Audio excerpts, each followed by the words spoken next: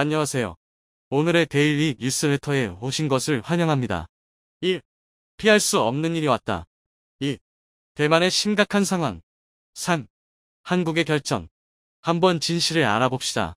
드디어 중국이 칼을 빼들었습니다. 군사 훈련을 통해 대만 주변에서 위력 시위를 벌이던 중국의 진먼섬을 향해 본격적으로 포격을 가하며 대만을 공격한 것인데요. 이에 대만 차이잉원 정부가 긴급 비상사태를 선언하면서 미국과 함께 중국 제압에 나서겠다고 강경 대응을 예고, 대만 해협을 사이에 두고 갈등이 폭발했다고 합니다. 타이밍을 계산하고 있는 대만과 미국 그리고 칼을 빼든 중국과의 본격 대결 상황에 대해 지금부터 자세하게 설명해 드리겠습니다. 낸시 펠로시 하원의장의 대만 방문, 이 방문의 후유증이 지속되고 있습니다. 특히 중국의 영린이라고 할 수 있는 펠로시 대만 방문은 중국의 인내심을 시험하는 일이었는데요. 그 결과는 생각 이상으로 난폭했습니다. 중국은 대만 주요 원자재 수출을 금지하는 한편 대만을 거론하는 것을 금지하고 중화민국 혹은 차이니즈 타이페이라는 표현을 세계 각국에 강요하면서 하나의 중국을 강조했습니다. 애플은 중국 당국의 표기 문제에 휩쓸려 대만에서 수입하는 물품의 상당수에 타이완이 아닌 차이니즈 타이페이를 표기하기로 결정하면서 한 발 물러나야 했죠. 올 가을 아이폰 14 발매를 앞둔 상황이기에 몸을 숙인 것입니다. 이것만으로도 분을 사귀지 못했는지 중국은 군사행동까지 나섭니다. 펠로시 직전까지는 본격적인 군사행동을 피했던 중국이지만 갑작스럽게 대만 해협 주변에서 군사훈련을 실시하겠다고 나선 것이죠.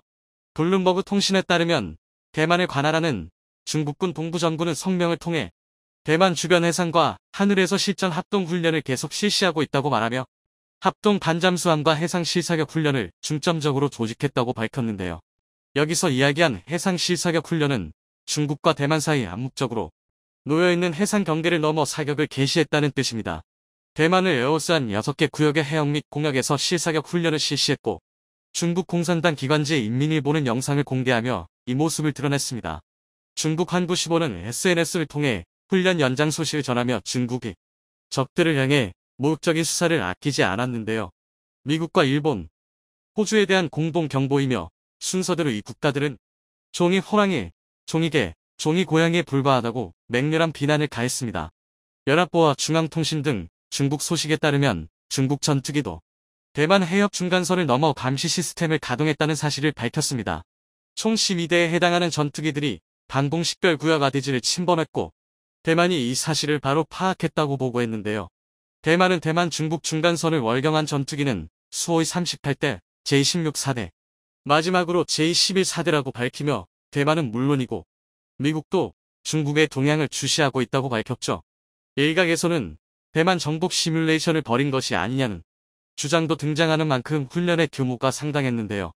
실제로 대만의 군사훈련과 별개로 중국 대륙에서도 군사훈련이 진행되었기 때문입니다. 중국 제73 집단군 상륙하는 대만을 마주보는 푸젠성 남부 해역에서 해상 돌파 훈련을 실시했는데요. 지휘 능력과 병종 간 합동작전 태세를 점검하는 자리라고 밝힌 이번 훈련은 노골적인 대만 침공 시뮬레이션 자리였습니다. 적 기갑 부대와 후속 병력의 합류를 막고 병력을 신속하게 상륙하는 것을 중점으로 훈련이 진행. 합동훈련에는 공군 병력도 같이 출동했다고 말하며 6해공 3군의 합동훈련이 동시에 진행되었습니다. 누가 봐도 펠로시의 행동에 대한 반발작용이라고 할 수 있죠. 중국의 극렬한 반응을 지켜보는 대만과 미국은 침을 삼킬 수밖에 없었는데요. 그 중에서도 중국의 침공을 두려워한 곳이 있었습니다. 바로 금문도, 중국어로 진먼섬이라 불리는 곳입니다. 이곳은 중국과 매우 가까운 섬으로 중국 대륙에 위치한 샤먼 시와 겨우 4km 정도밖에 떨어지지 않은 곳입니다. 원래라면 중국 영토에 속해야 하는 곳이지만 대만의 실효 지배에 놓인 곳으로 대만 중국 갈등의 최전선에 위치해 있는데요. 불안한 기운이 감도는 이곳 진먼섬에 결국 큰일이 일어났습니다. 지난 9일 진먼섬을 향해 중국이 포격을 실시. 진먼섬 주변은 물론이고 내부까지 포격으로 인해 섬 내부 시설이 파괴되는 일이 벌어졌다고 합니다. 조용한 밤을 가로지르는 화려한 불꽃 진먼섬 포격은 조용한 밤에 틈타 이뤄졌습니다. 긴장을 늦추지 않고 있었던 진먼섬 거주자들은 포격을 보고 건물 안으로 들어가 충격을 피했죠. 순식간에 벌어진 일에 진먼섬 전역은 전율했다고 합니다. 깨어난 진먼섬 수비병력은 샤먼시에서 날아오는 포격을 향해 맞상대를 하며 포탄을 날렸다고 하는데요. 짧은 시간 간격을 두고 12발 이상의 포탄이 쏟아졌다고 합니다. 약 10만 명이 거주하고 있는 진먼섬은 중국의 공격에 당황할 수밖에 없었습니다. 그동안 중국이 군사훈련이라는 명목하에 군을 움직였지만 실제로 진먼섬과 그 주변의 포탄을 날린 적은 없었기 때문에 주민들 사이에서도 설마 포격하겠어라는 생각이 지배적이었다고 하는데요. 그러나 그 예상을 보란 듯이 중국은 깨고 포를 날린 것입니다. 사실 중국은 일찍부터 진먼섬 주변을 탐색하면서 사격을 가한 적이 있었는데요. 중국은 무인기로 추정되는 물체를 섬으로 보냈습니다. 대만은 이를 육안으로 확인하고 섬광탄을 발사했죠. 1950년대에 3번이나 벌어졌던 금문도 포격 사태를 떠올릴 수밖에 없었죠. 과거 중국 인민해방군은 포탄 47만 발을 대만에 퍼부으며 진먼 섬을 향해 본격적인 공격을 가했던 적이 있습니다. 진먼 수비대는 12만 발을 쏘며 이에 대항했죠. 진먼 섬 포격 소식이 대만에 전해지자 차이잉원 총통은 격분했다고 하는데요. 이미 대만 주변을 향해 포격 훈련을 하는 것도 모자라 실제 진먼 섬 포격까지 단행한 중국을 향해 참을 수 없다고 말하며 본격적으로 비난의 수위를 높였습니다. 하나의 중국이라는 원칙을 스스로 훼손하면서 같은 중국인에게 포를 쏘는 행위는 중국이 처한 딜레마를 고스란히 보여주는 것이라 입을 연 차이잉원은 이번 포격에 대해 다시는 일어나선 안 되는 행위라 진단하며 중국의 행동을 가만두지 않겠다고 말했습니다. 이어 국부는 전투태세에 돌입할 것이며 민주주의와 자유의 수호를 위해 전 대만인은 중국에 맞설 것이라는 항전 의지를 다졌습니다. 동맹국들의 협력 역시 들어갈 것이라며 중국은 대만만을 상대하는 것이 아니라 민주주의 질서를 수호하는 세력과 상대해야 할 것이라는 협박을 잊지 않았습니다. 실제로 진먼 섬 포격 이후 대만 전 군은 긴급 방어태세에 들어가며 대만 주변의 군의 움직임이 빨라졌습니다. 이뿐 아니라 필리핀에 배치된 로널드 레이건 호를 이동, 대만 해역 근처까지 이동한 것으로 밝혀졌는데요. 오키나와 미군 가데나 기지에서 전투기 4대와 공중 급유기 2대가 출격, 대만 근처까지 이동했다는 소식이 들려오며 대만 중국의 충돌이 본격적으로 시작되는 것이 아니냐는 군사 전문가들의 우려 섞인 예측이 등장했습니다. 당장이라도 칼을 꺼내 보복에 들어가도 이상하지 않은 상황. 거기에 더해 최근 미국에서 놀라운 소식이 전해졌는데요. 장거리 미사일, 전자, 사이버 전력 통합부대로 신설한 다양력 특임단이 최근 루이 맥코드 합동기지를 떠났다고 합니다. MDTF로 불리는 다양력 특임단은 2017년 신설된 조직으로 새로운 전략 환경에 적응하기 위해 만든 부대로 3,000명 규모의 여단급 부대인데요. 해외 외신인 브레이킹 디펜스를 통해 이들 MDTF가 태평양 임무를 수행하기 위해 떠났다는 소식이 들려온 것입니다. 당연히 이들이 향한 곳은 대만일 수밖에 없는데요. 통신망 무력과 중요 함선 및 시설을 미사일로 공격하는 부대인 MDTF는 중국에서도 까다로운 부대라는 평가를 들을 정도로 위협적인 조직인데 이 조직이 미국 본토를 벗어난 것입니다. 미국과의 공조를 위해 대만은 현재 숨을 고르는 것으로 보이는데요. 미국 주요 부대들이 대만에 집결한다면 전쟁의 향방은 알 수 없어집니다. 먼저 칼을 빼든 중국을 치기 위해 대만과 미국은 타이밍을 기다리고 있죠. 조만간 다가올 미국 중국 본격 대결에 앞서 미국 싱크탱크 전략국제문제연구소 시스는 시뮬레이션을 돌려 중국과 미국의 대결에서 누가 승리할 것인지를 분석했는데요. 핵무기 사용을 배제한 재래식 전투의 결과를 봤을 때 97%의 확률로 미국의 승리로 끝난다고 바라봤습니다.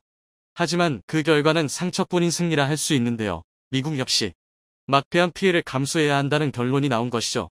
시시스는 중국의 미사일이 미국 함대 상당수를 침몰하게 만들고 중국 본토에서 출격한 최신의 전투기를 막는데 미국은 많은 물자를 소모해야 한다고 바라봤죠. 여러 가지 시나리오 가운데 미국이 그래도 손해를 덜 보는 상황에서 승리할 수 있는 유일한 길은 바로 한국의 개입. 한국의 강력한 해군과 미사일 투하가 뒷받침된다면 결과값에 상당한 차이를 줄 수 있다고 본 것이죠. 동아시아에서 무시할 수 없는 병력을 무장하고 있는 한국의 도움은 어떤 의미에서는 대만 중국 전쟁의 승패를 결정짓는 가장 중요한 승부처라 볼 수 있는 상황. 한국 연구진들의 활약으로 미국과 일본을 제치고 세계 1위 수준의 레이더 기술력을 확보하는 데 성공했다는 소식입니다. 네로라는 군사 강국들도 포기한 기술을 세계에서 세 번째로 국산화하는 데 성공해 현대전의 지배자인 응동형 전자주사식 위상배열 레이더 이사의 성능을 비약적으로 발전시키는 게 가능해졌습니다. 이를 통해 세계 최초로 이사 레이더를 개발한 미국과 최초로 전투기에 이사 레이더를 탑재했던 일본을 뛰어넘어 한국이 이사 레이더 종주국 자리를 탈환할 수 있을 거라는 전망이 나오고 있는데요. 이러한 소식에 이사 레이더 기술을 가지고 갑질을 이어오던 미국에서도 기겁하고 한국 달래기에 들어갔는데 한국 방산 기업들은 매우 냉담한 반응을 보여주고 있습니다. 그동안 한두 번 뒤통수를 맞았던 게 아닌데 이제 와서 친한 척한다고 속아 넘어갈 사람이 있을 리가 없죠. 냉담한 반응에 당황한 미국이 언론을 통해 거짓 정보를 퍼뜨렸다가 수작이 들통나는 굴욕을 당했다고 합니다. 현대전에 마스터키를 한국이 쥐고 있다는 소식 알아보도록 하겠습니다. 지난 21일 한국전자통신연구원 애트리에서 300W급 S밴드 질화관련 반도체 증폭 소자를 개발하는 데 성공했다고 밝혔습니다. 미일에서 생산 중인 소자의 0.5배에 달하는 출력을 내는 소자의 개발에 성공한 것입니다. 질화갈륨은 차세대 반도체 제작의 핵심 소자로서 군용 이사 레이더의 TR 소자로 각광받고 있는데요. 기존 반도체 소자로 쓰이던 실리콘시에 비해 3배 이상 높은 항복 전압으로 고전압 동작에 유리하며 별도의 에너지 저장 공간이 요구되지 않아 고전압 전력 반도체에 적합한 소재입니다. 실리콘 소재를 대체할 물질로 여겨지던 갈륨 비소가해즈보다 전력 밀도와 전력 효율이 7배 이상 높아 반도체 시장의 미래를 선도하고 있는 기술입니다. 이번에 한국 연구진들이 개발한 소자는 S밴드 레이더에 사용되는 소자로 300W에 달하는 세계 최고 수준의 출력을 가지고 있습니다. 현대 레이더는 용도에 따라 X밴드, L밴드, C밴드 등 다양한 주파수로 개발되어 왔는데요. S밴드 레이더는 24GHz 대역을 가지며 파장 범위가 넓어 장거리 탐지도 가능하면서 높은 신호 효율을 가지고 있습니다. 또한 중국의 J-20, 러시아의 수-57 스텔스기의 스텔스 도로가 X밴드 레이더에 대한 저탐지 도로이기에 S밴드 레이더로 수백 킬로미터 밖에서 탐지하고 추적, 요격하는 게 가능합니다. 대부분의 5세대 전투기들이 스텔스를 고려하여 개발 중이기에 대스텔스전 기술로 각국에서 S밴드 레이더 연구에 심혈을 기울이고 있습니다. 현재 미국 이지스 구축함과 러시아의 S-400 요격 체계가 S밴드 레이더를 장착하고 있습니다. 얼마나 뛰어난 눈을 가지느냐가 현대전을 결정짓는다고 해도 과언이 아니게 S밴드를 만들기 위한 질화갈륨 소자는 각국에서 전략물자로 지정하여 엄격하게 수출과 수입이 통제되고 있습니다. 한국 역시 질화갈륨 소자의 수입에 곤란을 겪고 있었는데 일본이 주요 수출 규제 품목에 질화갈륨 지적 회로를 포함시키며 치명타를 맞게 됩니다. 이 때문에 우리나라 역시 질화갈륨 소자를 자체 개발하는 수밖에 없었는데요. 한국전자통신연구원에서 개발된 질화갈륨 TR 소자는 미국과 일본보다 높은 출력을 가지고 있으면서도 이미 삼성전자 하이닉스와 같은 민간 반도체 기업들과 협력해 사업을 추진하고 있어 곧바로 양산 체계를 구축하는 게 가능합니다. 강동민 연구실장은 이 기술이 반도체 핵심 부품 국산화에 기여해 산업 경쟁력을 높이고 소재의 해외 의존도를 줄이는 데 도움이 될 수 있을 것이라며 국방 레이더 통신, 6G 차세대 이동통신 등 반도체 핵심 부품의 국산화와 일본의 주요 수출 규제 품목 중 하나인 질화갈륨 기반 지적 회로 개발 연구도 심화할 예정이라고 밝혔습니다. 이번 연구 성과를 통해 한국은 세계에서 세 번째로 고출력 질화갈륨 소자 생산국의 자리에 이름을 올리게 되었습니다. 질화갈륨 소자 개발은 단순히 군사 분야뿐만 아닌 첨단 산업에 있어 광범위하게 활용될 수 있는 연구 성과입니다. 군수산업뿐만 아니라 반도체가 쓰이는 모든 곳에 적용될 수 있어 향후 막대한 부가 산업을 유치할 수 있을 것으로 보입니다. 현재 우리 군은 육해공을 가리지 않고 사용되는 모든 레이더를 자체 개발하는 것을 목표로 하고 있었는데 이번 갈륨 소자 개발을 통해 단숨에 전자전 강국으로 도약할 수 있는 기반을 확보할 수 있게 되었습니다. 국산 레이더 연구는 매우 활발하게 진행 중으로 가장 기대받고 있는 분야가 KF-22를 필두로 한 전투기 탑재 이살 레이더의 국산화 연구인데요. KF-22의 첫 파생형 계획으로 미국의 F-18을 개조한 EA-18 그라울러와 같은 전자전기가 고려될 만큼 국산 이살 레이더를 장착한 KF-21은 세계에서 손꼽는 수준의 전자전 능력을 보유할 예정입니다. 현재 한화에서 KF-21의 이살 레이더를 주도해서 개발 중이고 시제품을 보잉 737을 개조한 시험 항공기 탑재 테스트까지 완료한 상태입니다. 국산 이살 레이더가 완성된다면 이후 소형화를 거쳐 FA-50 블럭 20에 탑재될 예정이었는데요. 현재 LIG 넥스원에서 레이더의 소형화 연구를 도맡아 진행하고 있습니다. 그리고 최근 놀랄만한 연구 성과가 발표되었는데요. LIG 넥스원은 레이더 소자 소형화를 통해 기존 레이더보다 강력한 이살 레이더를 개발하는 데 성공했다고 밝혔습니다. 이살 레이더에 사용된 소자의 종류가 무엇인지 뿐만 아니라 얼마나 많은 레이더 소자가 탑재되었는지도 레이더의 성능을 결정짓는 중요한 요소입니다. KF-21의 이사 레이더 소자 수가 1088개인데 그보다 훨씬 작은 레이돔을 가진 FA-50의 소형 이사 레이더에 무려 1024개의 소자를 배치하는 데 성공한 건데요. 이러한 소자 소형화 기술을 KF-21의 이사 레이더에도 적용할 경우 지금보다 최소 30% 이상의 레이더 면적을 확보할 수 있어 F-35의 레이더 소자 수보다 많은 1400개 이상의 소자를 적용하는 게 가능하다고 합니다. 거기에 기존 요구사항이던 8900W의 전력 소모를 7450W까지 낮추어 저전력 레이더 설계를 구현해 향후 소자 출력을 20%까지 업그레이드할 수 있을 것으로 보입니다. 한국의 기술력이 세계의 예측을 뛰어넘을 만큼 빠르게 성장하자 독점적인 지위를 유지하고 있던 미국이 다급해진 듯합니다. 최근 FA-50에 미국의 이사 레이더가 탑재되고 공대공 미사일 암람과 통합되는 것을 미국에서 승인했으며 FA-50에는 미국제 이사 레이더가 탑재될 것이라는 뉴스가 보도됐었습니다. 이 소식에 이제라도 미국이 승인해줘서 다행이라는 반응과 국산 레이더가 아닌 미국산 레이더를 장착하면 미국의 라이선스비로 뜯기는 게 너무 많으니 국산 레이더를 달자는 반응으로 의견이 갈렸는데요. 2010년대 중반 이후 미국은 외국제 기체를 대상으로 미국산 공대공 미사일 체계를 통합하는 것을 허가해 준 적이 없었습니다.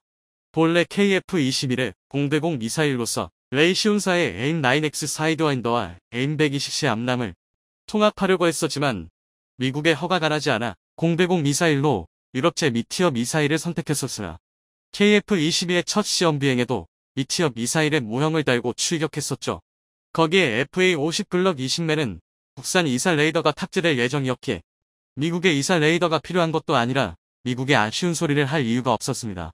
그런데 갑작스럽게 폴란드에서 FA-50을 구매하며 폴란드 수출형인 FA-50PL에는 이사 레이더와 공대공 미사일을 탑재할 것을 요구해왔습니다. 아직 FA-50에 탑재할 소형 이사 레이더가 완성되지 않았었기에 2차 인도 예정일인 2025년까지 FA-50PL을 완성하기 위해선 미국제 이사 레이더를 울며 겨자 먹기로 구매에 탑재할 수밖에 없어 보였습니다. 미국에서 통합 허가를 해주지 여부가 불확실했기 때문에 FA-50 수출에 있어 걸림돌이 될 것으로 예측됐었는데 갑자기 미국이 통합을 승인하고 나선 겁니다. 보도된 바에 따르면 미국제 이사 레이더와 중거리 공대공 미사일 AIM-120C 암람을 FA-50에 탑재해 연동할 수 있도록 미 정부가 승인했으며 레이시온사의 팬텀 스트라이크와 노스럽 그루먼의 사브 이사 레이더가 경합하고 있다고 말했습니다. 이 기사에 따르면 FA-50에 미국제 레이더와 미사일이 탑재되는 게 확정된 것처럼 보이는데요. 그런데 카이 관계자는 FA-50의 이사 레이더로 무엇이 탑재될 예정이냐는 질문에 보도와는 상반되는 답변을 했습니다. 카이 관계자는 아직 FA-50에 탑재될 이사 레이더는 정해지지 않았으며 카이에서는 국산 이사 레이더가 탑재되기를 원하고 있다며 이번에 보도된 사실은 미국 제조사 측에서 입찰을 유리하게 이끌기 위해 흘린 거짓 정보이지 사실이 아니라고 밝혔습니다. 언제나 이사 레이더 기술에 있어서는 우위에 서 있던 미국이 거짓 정보를 흘리면서까지 한국을 견제하고 나선 겁니다. 현재 카이 내부에서는 폴란드에 수출될 FA-50에도 한국에서 제작한 이사 레이더를 탑재하자는 의견이 주류라고 합니다. 폴란드로의 FA-50 기체 인도 기한이 칙박해 압박을 받고 있는 건 사실이지만 최근 레이더 소자 기술의 비약적인 발전과 국산 레이더 개발이 거의 막바지에 도달했다는 소식이 들려오면서 한국의 전투기 사업에서 완전히 배제될 수 있다는 위기감이 커져 언론 플레이까지 하고 나선 것으로 보입니다. 그만큼 미국 방산업체들이 우습게 보던 한국의 기술적 도약에 충격을 받은 것이죠. 이제는 당당히 미국과 자웅을 겨룰 수 있을 정도로 한국의 기술력이 성장하게 된 것 같습니다. 또한 이사 레이더까지 국산화에 성공한다면 적대국에서 생산한 부품이 포함되어 있는 무기를 팔지 못하게 하는 원천 규제에서 자유롭게 되어 방산 수출의 걸림돌을 하나 더 제거하게 될 수 있을 것 같은데요.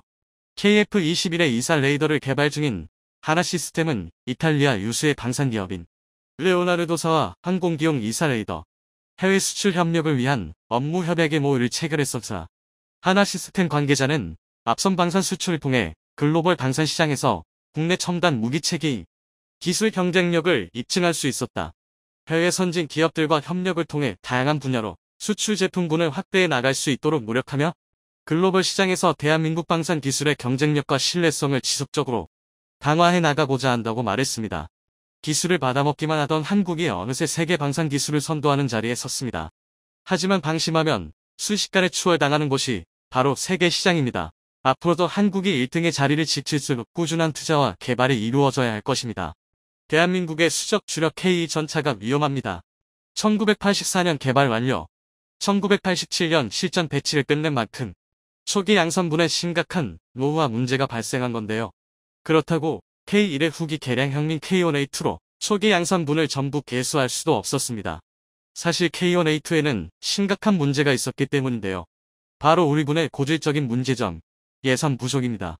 그도 그럴 때 K1과 K1A2는 완전히 다른 전차라고 불러도 과언이 아닙니다. 실제로 서방 무기 체계 표준으로 구분하면 K1은 3세대, K1A2는 3.5세대에 해당하는데요.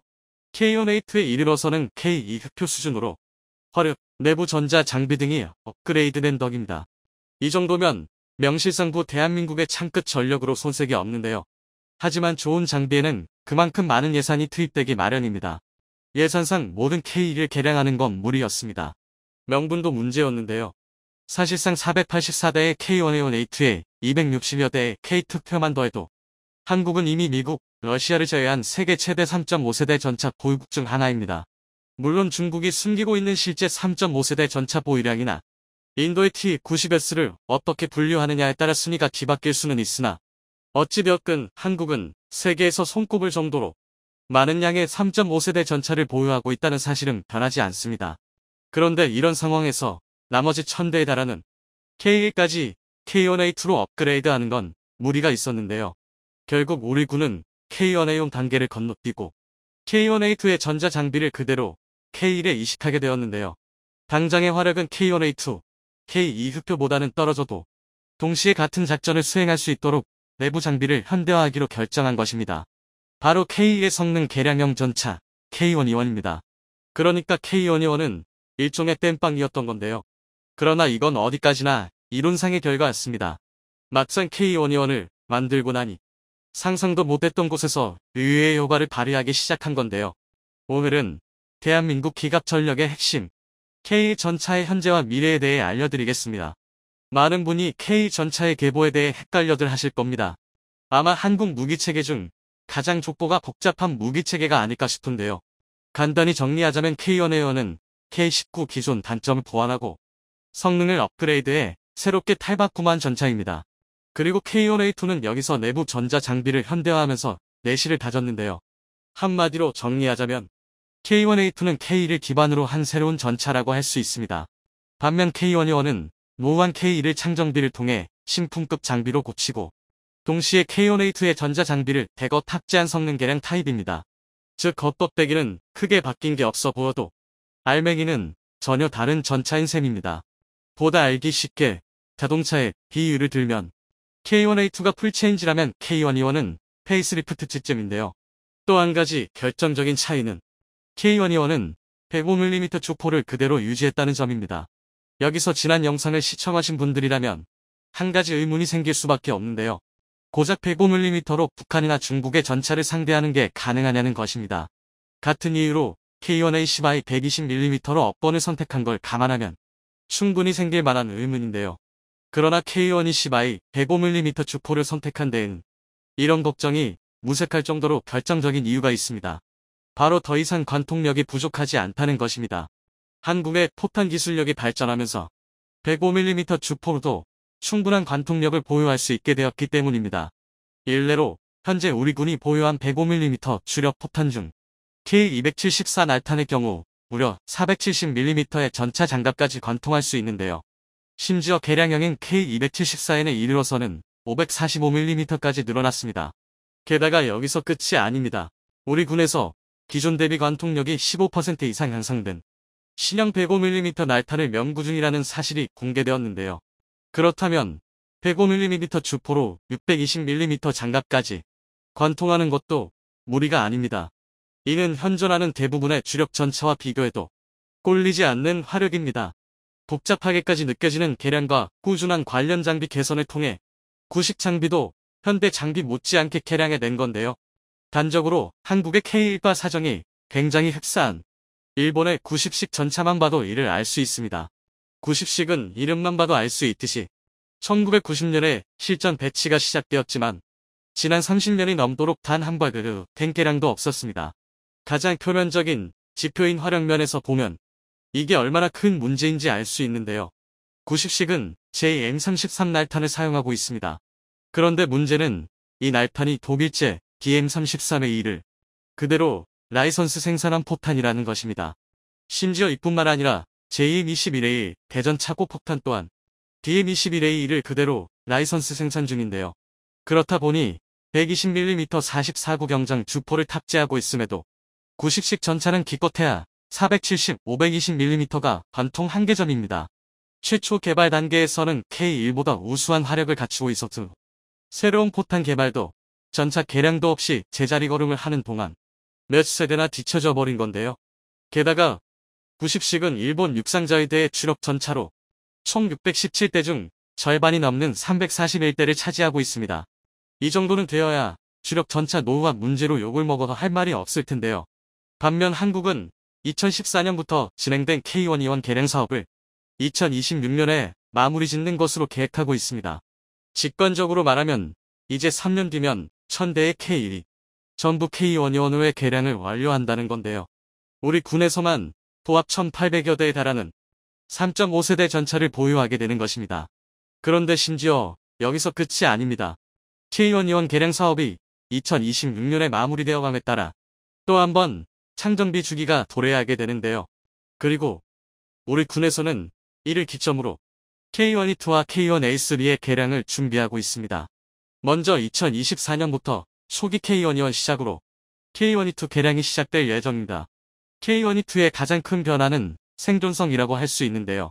K1E2에서는 RWS 원격 무장 운용 체계와 함께 항상 약점으로 지목되었던 MBC 양압 장치가 적용될 예정입니다. 또한 시인성을 크게 개선한 신형 포수조 중경과 APU가 장착될 예정인데요.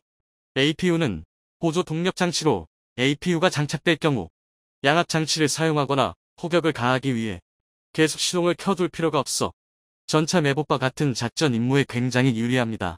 특히 K 특유의 작은 차체 105mm의 주포는 시가전에서 상당한 효과를 발휘할 것입니다. 갈수록 보병의 역할과 시가전의 중요성이 대두되는 현대전인 만큼 이는 상당히 중요한 전력 강화인데요. 이와 반대로 K1A3에는 K1E2에 적용될 개량 사항과 함께 3세대 복합 장갑으로 방어력을 더욱 끌어올리고 360도 외부 감시 체계가 추가될 예정입니다. 시가전은 K1E2에 담당하게 하고 K1A3는 K2와 함께 본격적인 전차전을 준비하는 모양새인데요. 이쯤 되면 중국의 최신형 3.5세대 전차인 99A식이나 일본의 10식 전차와 비교해도 대등하거나 그 이상의 성능일 것으로 추측됩니다. 이제 왜 K 계열 전차에 대한 말도 안 되는 비방이 들려오는지 알 것 같은데요. 아직도 일각에서는 대한민국의 지상 전력이 세계 최강의 반열에 올랐다는 걸 인정하지 못하고 있습니다. 전차와 자주포에 있어서만큼은 대한민국이 미국과 어깨를 나란히 한다고 말해도 절대 과장이 아닌데요. 하지만 이 자리에서 안주해서는 안 될 것입니다. 우리의 기술력이 뛰어난 것은 맞지만 결코 불가능한 수준은 아닌데요. 대한민국이 현실에 안주하지 않고 끊임없이 더 먼 미래로 나아가길 바랍니다.